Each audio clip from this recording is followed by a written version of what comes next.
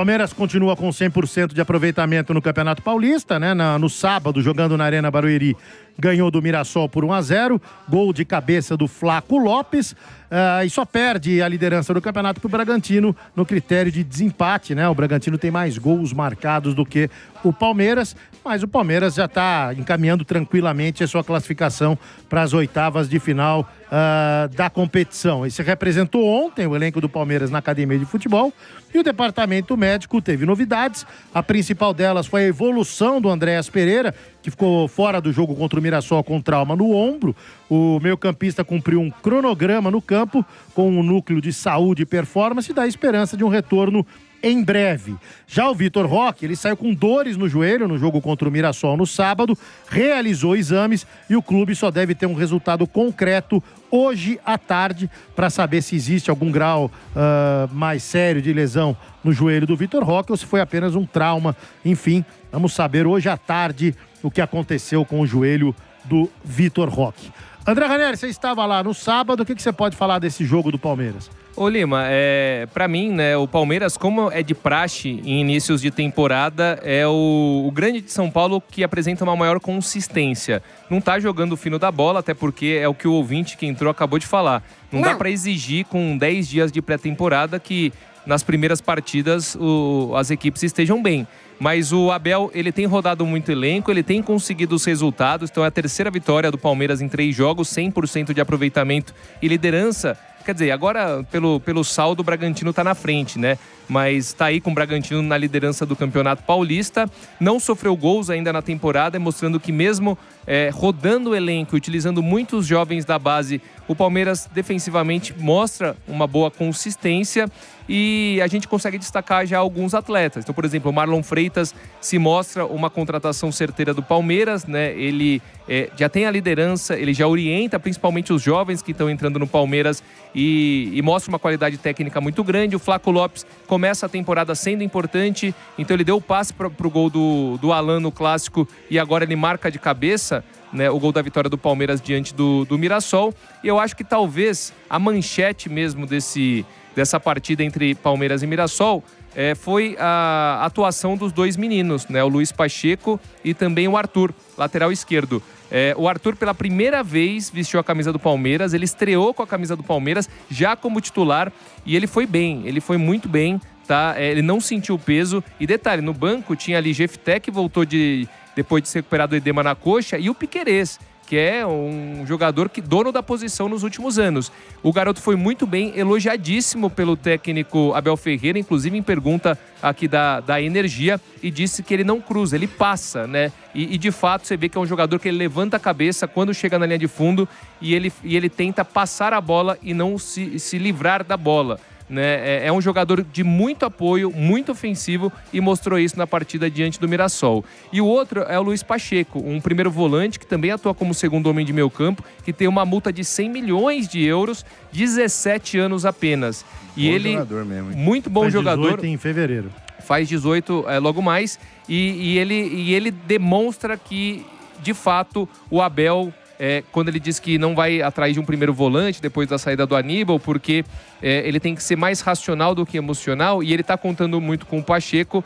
O Pacheco, pelo menos, tem se credenciado para ser um dos dois jogadores que o Abel vai ter à disposição ao lado do Emi Martínez. Então, assim, uma impressão muito boa do Pacheco. Foi o jogador que eu mais gostei dos dois, mas o Arthur também, para a estreia, dá para dizer que ele fez uma estreia excelente. E o time do Palmeiras é um dos poucos no Brasil que consegue consolidar títulos na base, revelação de jogadores para o time profissional e também valores importantes também com seus jogadores da base. O Alan recebeu recentemente uma oferta do Napoli aí, bem substancial, e o Palmeiras segurou. Esse Luiz Pacheco também não deve sair por pouca bala, não. Então é um dos poucos que consegue aliar títulos na base, trazer os jogadores para o profissional e vender muito bem.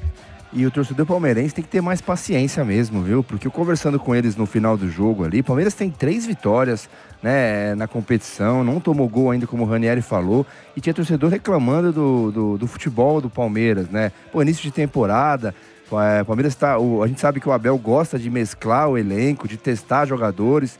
Então tem que ter paciência mesmo, até com essa garotada aí. O Pacheco, sim, é um dos jogadores mais comentados pelos torcedores. O próprio Riquelme também é um jogador que eles gostam bastante. O Larson, só que tem que ter paciência com eles também. Você vê o Luigi, né? O Luigi que começou bem, agora o torcedor palmeirense já não quer mais ver o Luigi nesse elenco. Palmeirense, vocês têm um baita de um time, um baita de um elenco. Vai ter um ano com certeza vitorioso. Aí se não brigando por todos os títulos, vai ter que ter paciência com a molecada.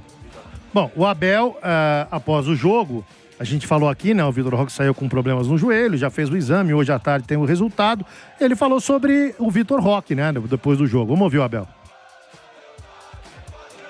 Ao certo o que ele tem, mas todos nós sabemos, como eu te disse, e não é preciso ser nenhum mago da fisiologia. O condicionamento, qualquer um de nós, se não faz ginásio ou se não se prepara e está parado um mês, né? A seguir se vai para o ginásio e o PT lhe manda fazer 30 flexões ou 40 flexões ou manda correr meia hora, não vai conseguir. E aqui, não vou dizer que é isso, mas é quase, como te disse, tivemos 4 dias para preparar uma pré-época e se posso fazer um pedido se pudéssemos ter mais uma substituição, logicamente que adorava, não é? Muitas vezes nós temos, quando há problemas e choques de cabeça, se pudéssemos, se o Paulista, se a organização quiser fazer alguma coisa que nos possa ajudar a todos, é poder ter mais uma substituição para fazer durante os jogos.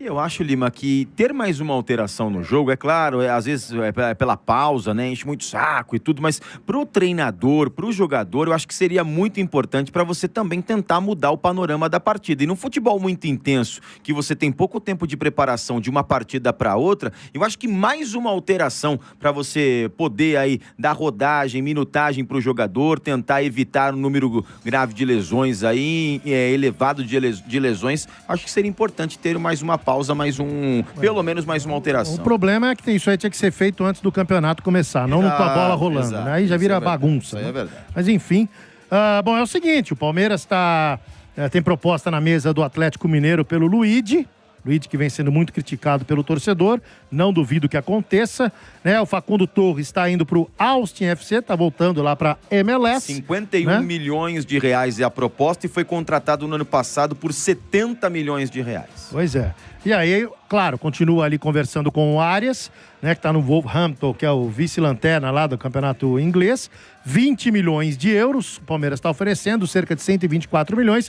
O problema do Arias aí é que o Fluminense pode dar uma atrapalhada, porque ele tem em contrato uma cláusula de preferência. Então, o Fluminense poderia exercer, se caso o Wolverhampton aceitar vender por 20 milhões de euros, primeiro vai consultar o Fluminense. Falou, tem a proposta de 20, você vai cobrir? Aí o Fluminense parece, segundo o presidente lá, o Matheus Montenegro, que estaria disposto a cobrir. Não sei de onde, mas enfim, o Fluminense teria esse dinheiro. E se o Arias resolver mesmo voltar ao Brasil, o Fluminense exerceria esse poder de compra, empatando o valor que o Palmeiras ofereceria. Então tá nessa questão aí, né? E o Almada, a gente sabe, é uma negociação mais difícil, também por 20 milhões, mas daí é só por 50% dos direitos do jogador, que está sendo pouco aproveitado pelo Simeone lá no Atlético de Madrid.